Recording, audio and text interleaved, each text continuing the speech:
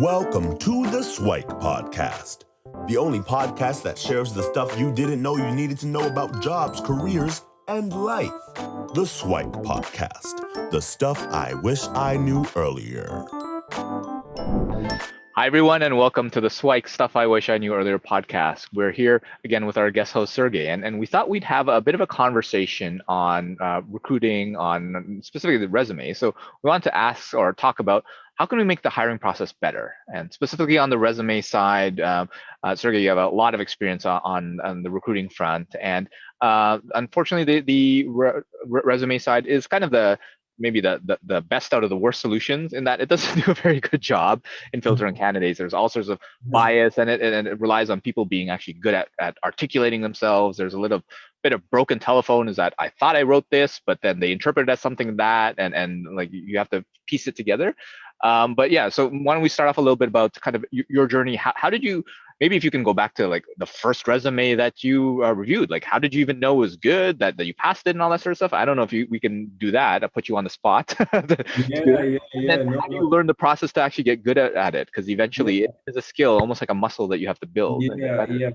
For sure. You know, it's funny when you say what's the first resume that I reviewed. I would probably have to actually go back to my own when I was Sure. when I was actually like around 17 years old, believe it or not. And that's an interesting story because it in many ways ties the roots of like why I'm passionate about recruiting and the whole process is like when I was in a previous conversation, we talked about basketball and like growing up playing and trying to get into college. I built a resume for myself for my basketball sort of resume, right? And it was the early days, like 2001 or two, and I would email coaches and send them my basketball resume in the States and actually in Canada too. The problem was in Canada, they didn't give out athletic scholarships to international students, where in the US, obviously they did. So that was the first resume that was the first time I understood, like I actually spent time like understanding the value of a resume, right? Like and it was one page. My basketball resume was one page because I didn't have much, I wasn't like a very highly awarded or celebrated player. Sure. And believe it or not, even back in those days, this was when did I start? Like 1999, 2000, when I started like recording all the games. I could bring my friends to record the games. And we actually put together a tape, like a videotape that I would, so first I had this whole process. I would email all the coaches. If they were with my resume, if they were interested, I would mail them a package with my tape, right? My highlight tape, which included like a little interview, so they see how I communicate, right? And I kind of went through I pitched myself basically because I wasn't that good. Yeah. And I sent it out. I ended up I emailed every single coach in the United States. It was like Division 1, 2, NAIA, junior college, everybody, like over 1,000 coaches. Because I wasn't very good and I was just playing the odds. And about 42 or 3 coaches got back to me and said, yeah, we'd like to see a tape. You're a 6'4", like Bulgarian guy or whatever. We'll take a look at your tape, Sure.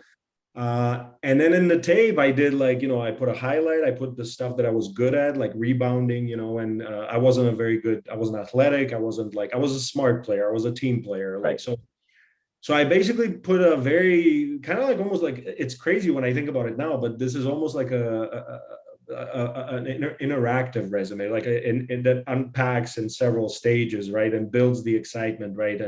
I got 3 or 4 scholarship offers out of that sort of campaign. The first one I got, I was so happy, and I couldn't believe it. So I basically accepted the first full scholarship I got offered, which was from Lindsey Wilson College. Okay. So that was my first resume, my first experience. When did I first review a resume for somebody else? And because I started, even before I got into recruiting, I've been in leadership positions of hiring people. I started a company within 6 months coming out of university, and we hired 5 interns within 3 weeks. And they worked with us for 3 months to deliver on a big, an event that we filled 60,000 square feet of space, like a event space. Okay. Me, my co-founder, which was my college friend, and 5 interns. So those were, and those interns I got from Northwood University, where I went because we had a sports management program, sports entertainment, sports. I talked about it in our previous podcast. So I knew that the students had experience, had passion about events, and we could execute. I knew it because we had done it, right, with events on campus. So this was just a bigger challenge. And it was like, can we fill a 60,000 square foot facility in the middle of really nowhere, between, like, Bertrand, Michigan is, it's literally like on a highway, right, just off of an exit, and I mean, there's an outlet there, there's Frankenmuth and like the Bertrand outlets, which is a tourist draw. Okay. But it used to be a hockey rink, and it didn't work out, and somebody, like the new owners, bought it and turned it into a event center, and that was my first job that I also talked about on the last podcast. And like 6 months into that job, I resigned to start my first company, at the time, which was High Impact Marketing. And the GM of the Bertrand Expo Center, who to this day we're in touch and we talk, huge hockey fan, huge fan of Canada, and like, he basically said, well, if you're going to quit to go start a company and make events, might as well make those events at the Bertrand Expo Center. So he's like, we had an office that we weren't using on the second floor, and we hired interns, and we basically ran a company out of that building for like 3 months. And then we didn't break even, once all the at the end. We had over 5,000 people come to that event, and it was incredible. We had like the Detroit Pistons do a camp for kids, and like inflatable, and, like, so much going on there. But so anyways, I kind of always was work, I guess, in a way, was, so yeah, many roles that I've been in a position where I would like interview or hire people, and review resumes, but it didn't really for me, it was never a part of a professional, day-to-day life until like 2014. So,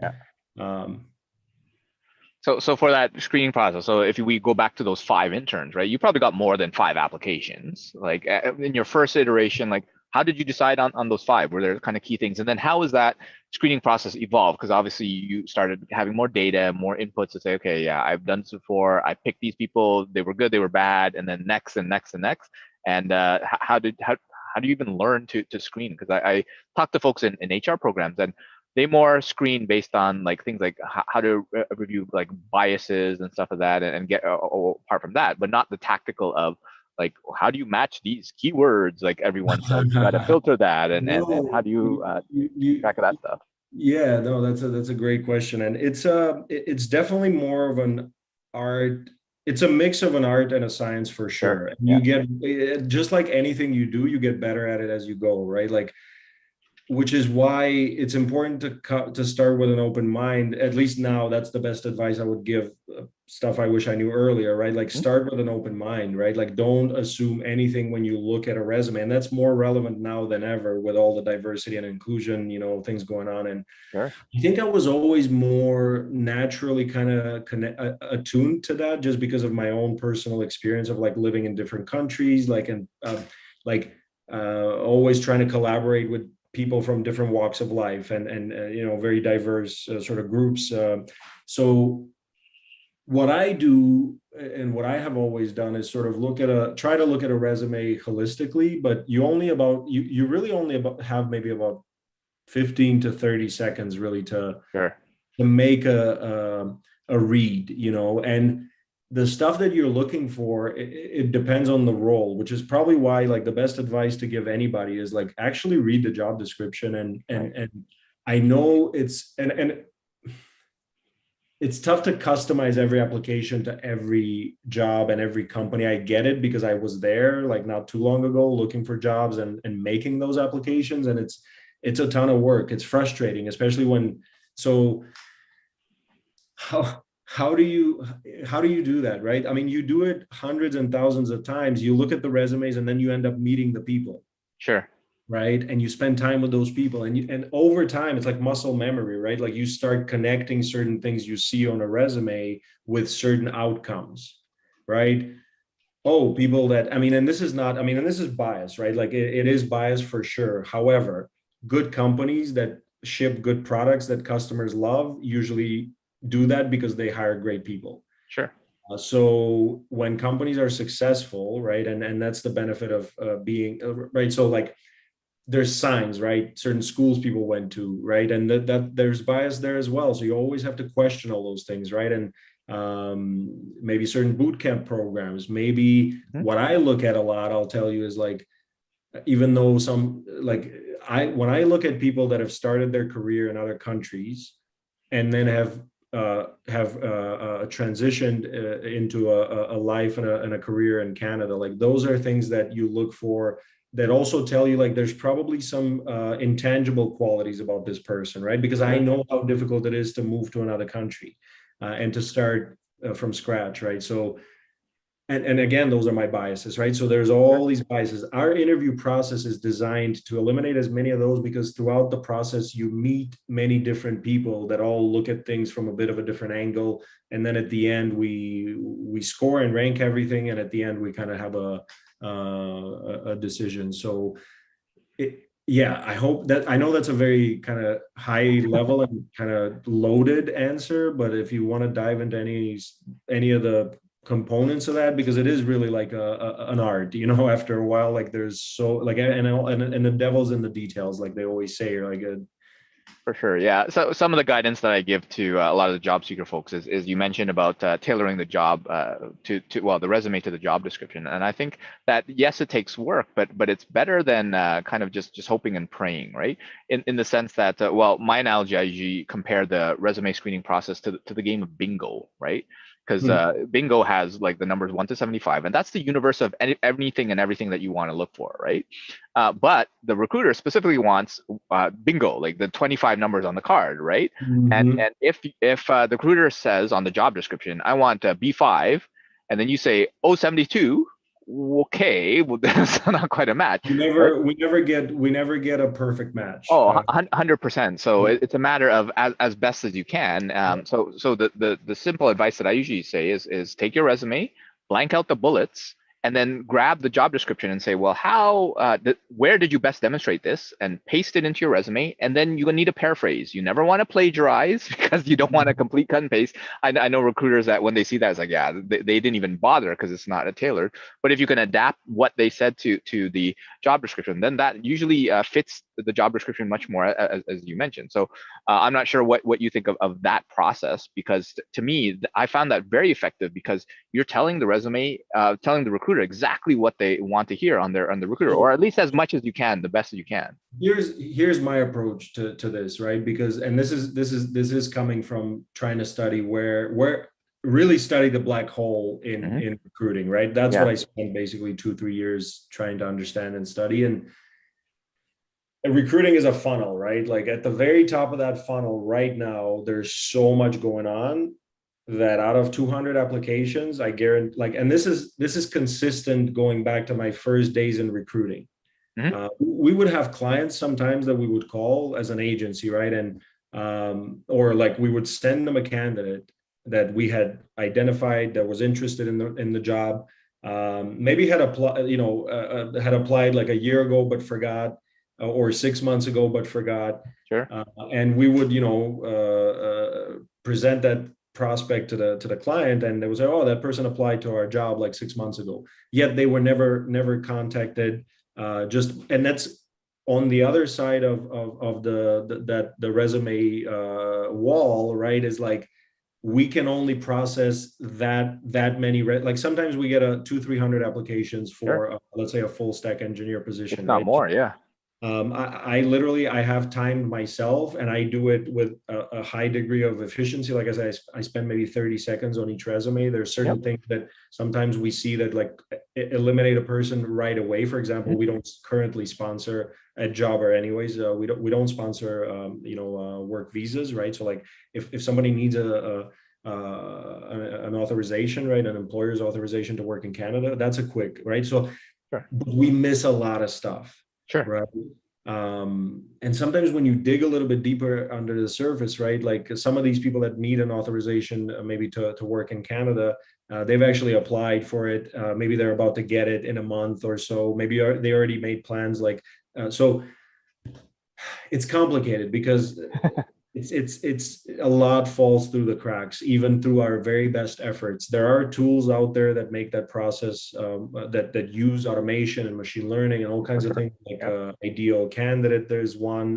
There was a Karen.ai that got acquired. Even in Canada, there's quite a few companies that have built tools for that space, and so it's getting way better. It's getting a lot better, but those tools are still very expensive, right? So like they're usually only accessible to big enterprise companies that hire the same type of role at large scale, right? So it's like it lends itself well to like big data and processing. We're not there. We're not that type of company. I look at every single resume. I try to look at every single resume at Jobber that applies, and there's like hundreds of them every week, right? So it's yeah.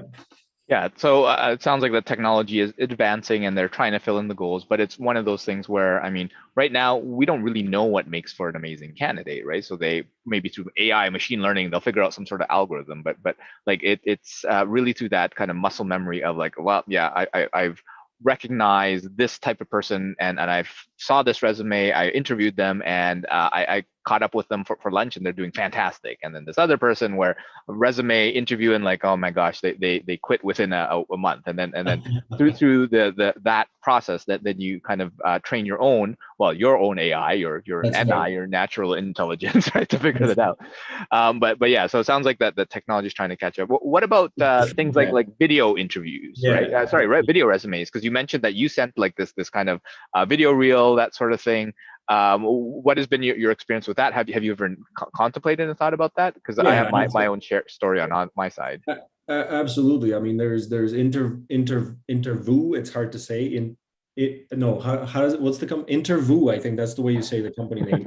Interview. It's a video interview platform. It's the biggest company there is, and without saying too much, like it's at the top of I think it's at the top of the list of like more innovative applicant tracking systems, let's say, or some sort of a system that can streamline the hiring process, right? But again, and it's a very, I believe video is actually a very big part of solving for the inefficiency of the job description, because really, like, if you look at the means of communication we have today, right, like writing something long and complex on a piece of paper and having somebody read that and then match it to their own complex piece of paper, with a lot of formatting and things that get in the way and biases and all that. So like a lot gets literally lost in translation between the lines, and video is good for cutting through that. The best thing to cut through that is actually working with the person. Nothing beats that. There's a concept out there, and this is going back to kind of like Smart Hire and what we were trying to build with our platform. And the concept is that there's sort of a group think, right? And that in the developer community, reputation is something that is very important, right? If you go to like Stack Overflow, if you go to GitHub, like if you dig into the concept of like open source technologies, and even, I mean, if you look at the history of how the internet came about, right? The internet could have been a very different place and thing today if it wasn't built sort of with an open source kind of approach, right? So what I'm trying to say is that, I lose my train of thought sometimes, and because these things are complex, right? And it's like rabbit holes, and but. Well, you mentioned it's that nothing beats working with the person. So trust, right? Okay. Trust is the ultimate thing we're trying to get to, right? Whether it's by resume, which is not a good. Nobody, like, people don't trust resumes, right? Because people put lies on their resumes. Sure. I mean, let's call them lies or exaggerations, or sometimes I'll tell you for myself, because when I was looking for a job, I spent about 2 months agonizing over my resume. And it's actually a very interesting thing. Any recruiter that you ask that has spent, that is like have some experience, they hate working on their own resume. Oh, for sure. Yeah. I had a friend of mine who's a pretty successful startup co-founder with an exit and a CTO, and he said the reason I kept starting companies is because I didn't want to make a resume. Like I hated updating my resume, so I just kept starting companies. Right. And this is the problem we have, is that it takes too long for us to build that trust to be able to say, like, because it's really ultimately very simple. If you look at first principles, like what Elon Musk always tries to figure out is like, Yep. what do the two sides try to get out of it? Can Yep. you do this job? Will you be able to solve the problems that we have, which is why we're hiring for this? Like, you look at it from a product design standpoint. I'm an employer, I'm a hiring manager, I'm a recruiter. I'm trying to fill this. We're trying to solve a problem, some sort of a problem at our company. And you are a person that solves problems. So the problems that you solve and the problems we have need to match. And they need to match not only today, but they need to match. We need to see that they're going to match 6 months from now, 12 months. Like, you're going to continue growing and expanding because that's what like high growth companies are all about. It's not just about what you come in with. It's about what are you 6 months later? Like, really fast scaling companies upskill their talent every 6 to 12 months, right? Every 6 to 12 months, you're taking that, that next step, right? Like, more responsibility, and you're pushing yourself, right? And like, that's kind of how the magic happens. For sure. And I love how you broke it down to it's just trust. But now that trust is so hard to acquire, like on a whim, through a piece of paper, through a video, that sort of thing. And my kind of experience with the video side is it adds or introduces some efficiencies, but takes out a whole bunch of other and adds more. Because one of the things that we found is you mentioned on your resume screening process, 15 to 30 seconds is how long you have, right? But the problem with watching a video resume is that if it's a 3-minute video, I have to watch it for 3 minutes, right? Like, it's unless you're talking about like the first 15 seconds, right? I'll tell you a funny concept that, so I was part of this, when I first came to Toronto, I was like really into the whole startup thing because I really didn't experience it in the States. I was working in like manufacturing and like a very, very different world, right? Where the technology was very outdated in a software sense, like we were like really outdated, but it was a manufacturing thing. So it was a different type of business, right? But, again, lost my train of thought. We're talking about time, like watching a 3-minute video actually takes 3 minutes. So what would be the first 15 seconds? Yeah. When I came to Canada, I was like really, really fascinated with the startups, and I got into this lean startup machine like weekend program, right? It was like I didn't know anybody in Toronto, and that's a great stuff. I wish I knew earlier. I mean, like I would do that more early on. Like I would build my network very, very strong in that space, because as soon as I went into that lean startup machine, like environment, I realized like this is what I want to be around. It was just like all this energy of like people that just felt like they could build products and ship them, and like, right, lean startup machine it's based on Eric Ries, right? Yep. Based on his work, right? And I mean, so that's when I first started learning sort of about the lean concepts and agile and all that type of stuff. And once you learn that stuff, it opens a new realm of, right, like how things get done, right, like more collaboratively. So but yeah, we were working. So the project that I ended up bidding on, basically everybody bids, right? Everybody tries to get people on their side. It's a very interesting environment. Within a weekend, you walk away with a business model and a product that in some cases by the end of the week, so our product was called the 90-second interview, or it was 90-second interview. And the concept was that, in the first 90 seconds of like meeting somebody, whether or not you want to learn more about that person, basically. And if you don't, it's better to cut off the conversation right there and spend another like 90 seconds giving a little bit of feedback. So within 2 or 3 minutes, you could basically give a candidate more value, because like a lot of the time wasted in recruiting is on interviewing candidates that for whatever reason, they're not bad candidates, but they're just not a fit. They're not a fit, right? Like when we're interviewing 16 people sometimes for one position, like 4 or 5 of those people are amazing. 1 or 2 of those people are incredible. Right. So it's like, that's the level. And when you want to build a company that scales, like, like we're trying to do, or like a lot of companies are trying to do, you aim for those amazing or like exceptional people. And you're never going to get them in every role, but you aim for that. Right. And so that's what I want. And we always say it to candidates, but I think, and also as a candidate, I know it comes across like something like a consolation, prize or something like pity. But a lot of the times it's not the case that it's the candidate, like the person we interviewed and ended up not hiring is not good or not good enough. It's just that somebody else just has such a better fit for that role at that time. I mean, it's really something to see, right? Like how it ends up being. Like you're looking at 4 or 5 people that could do the job, but you're picking the one that can do it the best. For sure. Yeah, it's not whether you're qualified for the role, it's whether you're the most qualified role in that pool. Yeah, and that's one of those things where a lot of people struggle, because like, I can do the job for sure. Yes, you can, but unfortunately, this person has demonstrated or has indicated they can do it better.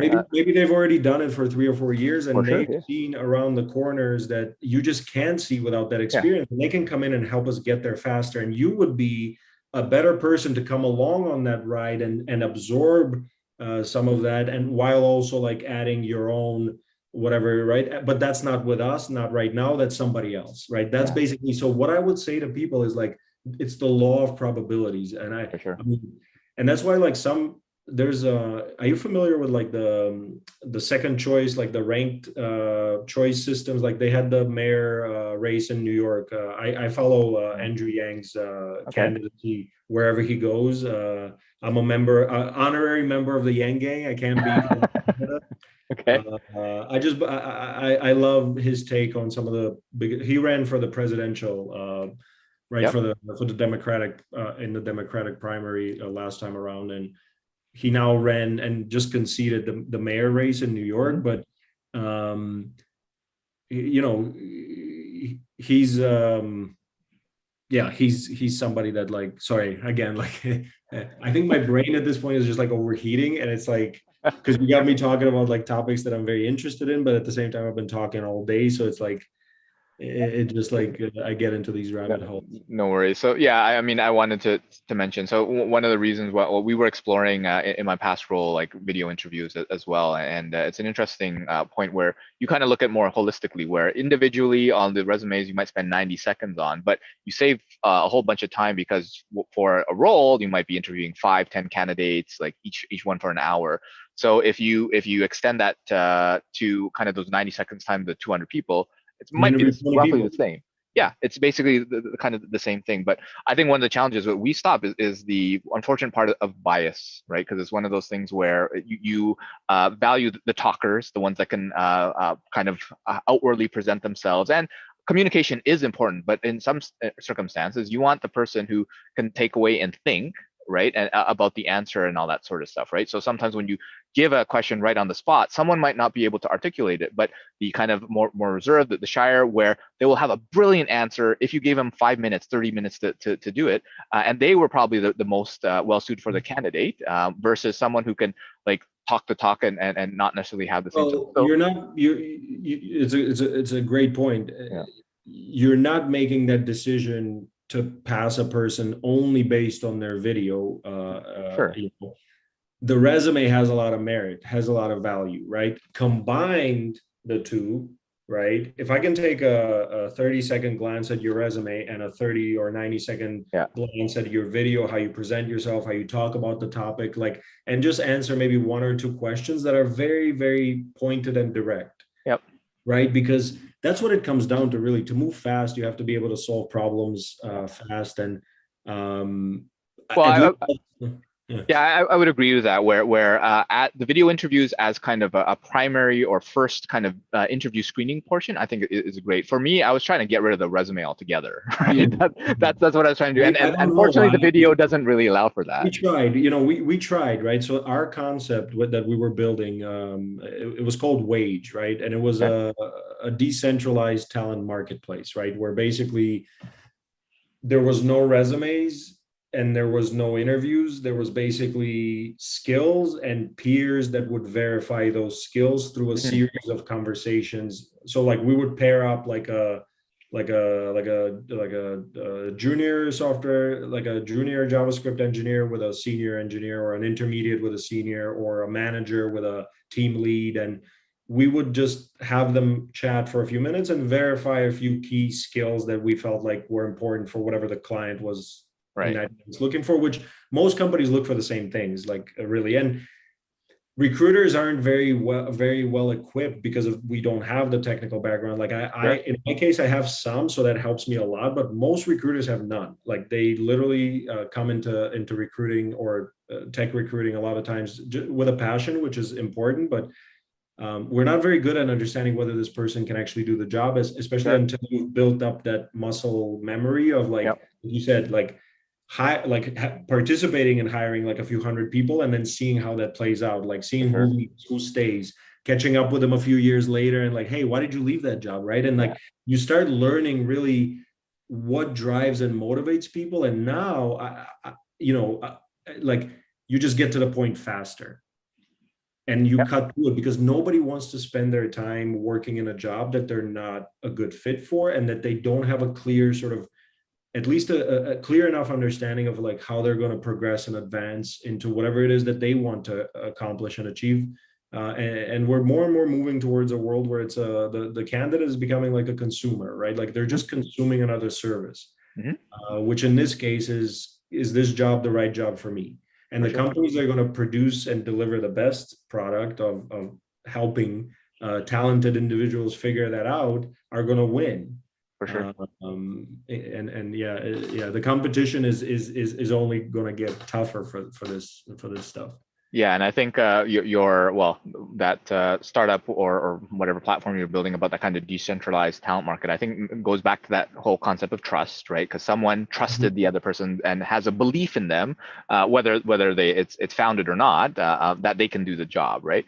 So it's figuring out that, and I think another concept that someone else was working on, and I think they were fairly successful, is that they found basically smart people to say, hey, you're smart people, right? Mhm. And there's that concept of you are the average of the five people you hang around with. So Mhm. chances are all your friends are smart. So we should probably hire them, right? So it's more kind of that referral base where like Well, I want to get a whole bunch of people to get there. But then it introduces that whole kind of group think where like, do I want like the nepotism of that as well, right? well, So well, it really works. I mean, and so there's a great book out there called The Google Way, mhm. which talks about like some of the management philosophies and practices at Google and how it sort of evolved over time. And Laszlo Block also has, who was the chief people officer or the chief talent officer at Google for Yep. a long time, and then left to start his own company. He has this other. I didn't read it, but I listened to it. It was working or it's a famous book. If you look up Yep. Laszlo, you'll see it. But the gist is that bias is, so this idea of groupthink, right? If you have several people meet a candidate or just, I don't even like saying candidate, just a person, right? Any person, right? If you have two people meet over the course of several weeks, or like we're doing, or several months, sometimes several years, you get a much better understanding of that person, Mhm. right? Especially as far as their career goes, right? So we have, like, for example, like, and the best, I think, like ways to eliminate bias is to have several interactions throughout the recruiting process with different people from Sure. different backgrounds, like very diverse people, and have them all sort of rank and score and provide feedback in their own terms, and sort of and then looking at all of that. And what we do a lot is sometimes we have 40 to 60 minute sessions where we have the 3, 4, 5, sometimes 6 people that have met with this, and we dig into and dissect every, like, if there's any kind of doubt, right, that this person can be good at what they're, and we're not looking for perfection, we're just Right. looking for, you know can they be successful in this job? Nobody's perfect, everybody has gaps, but can we teach and support and provide the resources and the, what's needed to help them overcome the limitations, while really like leaning into their strengths, right? So that's kind of the tricky part, and it takes several interactions. It takes making people very comfortable so they can open up, they can talk about their people. The number one thing I wish I knew earlier is like get comfortable with my weaknesses and be okay to ask people for help. If I don't like, I have a hard time doing that even to this day. Like with all this stuff, like I'm saying here, when I'm having a problem at work, I'm so hard. I will try everything like before I ask somebody, but now I'm better at that. I literally, as soon as I get stuck, I'm like it's better to just ask somebody for help because maybe it's just like a little thing that I'm like not paying attention to. Yeah, I think that's definitely a core skill that a lot of people need to learn is, be comfortable in not knowing and then being able to say that you don't know and then reaching out for help. That's not a sign of weakness. That's actually a sign of strength where like, why would you spend an hour a day figuring it out when someone can answer in 5 minutes? People love talking about themselves. People love sharing knowledge. It's something that's in our DNA, right? Yeah. People love, like, I'm loving this, right? Like, because I've spent 8 years like banging my head against the wall to figure out all the issues in this wonderful sort of world of recruiting. But it actually helps when you talk about it because you can kind of put it into some sort of a flow that is hard sometimes to get because it's all over the place, right? There's so many moving pieces. And I think mentorship is something that is going to become so incredibly important. I just look at the amount of young people. Like I think I was telling you before we started recording, I was with a couple of my basketball players that I used to coach, and like mentorship does like really, really wonders. It's like they say, like, don't give somebody a fish, teach them how to fish, right? Like, if you give them a fish, you like they'll eat for a day, but if you teach them how to fish, they'll eat, they'll eat for the rest of their lives, and they can teach other people how to fish, right? So that's where we have to focus, and that's how we, for example, look at hiring, is that like, how do we make our entire organization like be really tuned into talent attraction, to the candidate experience, onboarding, because it doesn't stop when you like just find the person that can do the job. Now you have to actually help them start doing the job. That's in many ways the toughest part. It's easier to do with people that have more experience, but yeah, there's pitfalls all along the way. That's a whole podcast series on its own. But so as we kind of close our conversation, so what I kind of took for this is really the hiring process. I mean, there's a whole bunch of challenges. There's kind of that bias in either the presentation of this paper version or a video version or whatever. So if we somehow are kind of minimize that or eliminate, and part of it is from having a whole bunch of different perspectives. So I'm reminded, I think there was a company where, a small company, but basically everybody was allowed to be part of the interview process, right? They had a time period where like, hey, the new person is going to be hired. We have a couple candidates and everyone come and you can ask them any questions you want, right? So I'll tell you. Sorry. I didn't mean to, No, and that kind of is one of the ultimate unbiased, because everyone in the company has a say. Now you're assuming that everyone else in the company thinks slightly differently, and there's a hope that there's a bit of diversity in there, but you never know. So, but part of the core of the hiring process is to have that diversity, minimize bias, and at the end of the day, it all amounts to trust, right? To be able to trust that person. You're absolutely, you've summarized it really, really excellent. And like, what I wanted to add to that is that because the previous company I was working with, and I say this, like I say it all the time, like GuruLink, right? It's one of my favorite, most fondest sort of memories of, because it was a very different type of environment in the sense of like the most sort of, we're really like, it was people were really, really comfortable with who they are. Like we often joke that we're just a bunch of like misfits that, fit perfectly together. Okay. People were very, very sort of safe and comfortable being themselves. And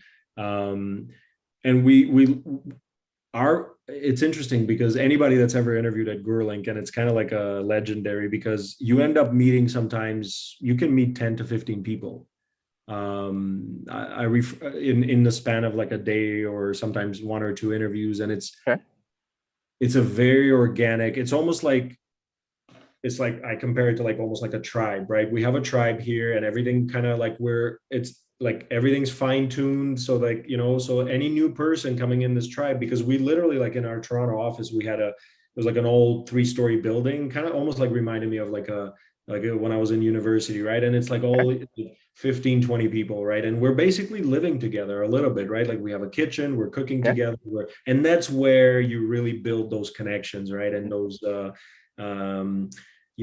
those things where the sum is better than the parts, right? Like and so culture is incredibly important to that, and you can create and I can give examples. Like I sometimes I call myself like a culture connoisseur, because like I've been in so many different companies and I've worked with many different companies, and culture is the differentiator.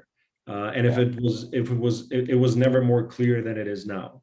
Yeah, I think there's an expression that culture eats strategy for lunch or something like that. One of those things. But breakfast, lunch, and dinner, and dessert. And I'll meet you for an espresso tomorrow morning too, because it'll still keep doing it, because it's real, it's authentic, you can't fake it, right? Yeah. And it leaks. It leaks very well, whether it's good or bad, and which is the benefit. If you do it right, it'll leak organically by people talking about it. And that's a force today, combined with social media, that is hard to stop. Once you have a employer brand that is infectious, like Google has, like Shopify has, like Apple has, like where people are lining up and willing to like interview 10 times because they understand that it's not about getting the job on their terms. It's about getting the right job at the right time, when they're ready, when, like all the pieces, like that's where we're trying to get to. And that's a very, like, those are like 0.01% of maybe companies or something like that. Yeah, I think that makes sense. And again, it boils down to the fact that you mentioned, well, can they do the job? Right. And is the company even giving me the jobs that I want to be doing is the other counter to that. And once you have that trust in between with as minimal bias or as much diversity as you can to eliminate that bias, and then that kind of is that solution. So hopefully folks are listening into the conversation. We don't have a solution in terms of how to necessarily improve the hiring process, but at least it might spark some ideas and imagination, and hopefully we'll continue the conversation as we learn, because there's a whole bunch of new tech and new platforms and companies coming out. But thanks so much, Sergey, for engaging in the conversation, and hope to have you back for a future episode.